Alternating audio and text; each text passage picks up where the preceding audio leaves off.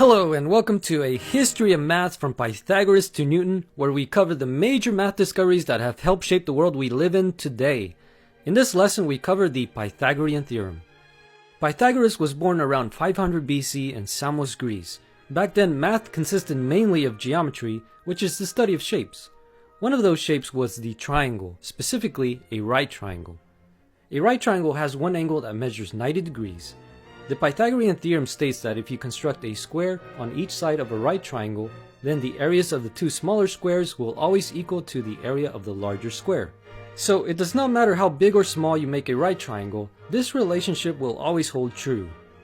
But don't take my word for it, around 300 BC the world's first geometry textbook called Euclid's Elements was published. It consisted of 13 books, and the first entire book is used to prove the Pythagorean theorem.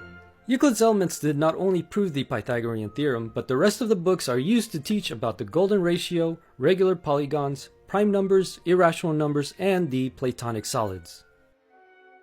This book really laid a solid geometric foundation for thousands of years that would later influence figures such as Copernicus, Kepler, Galileo, and Newton.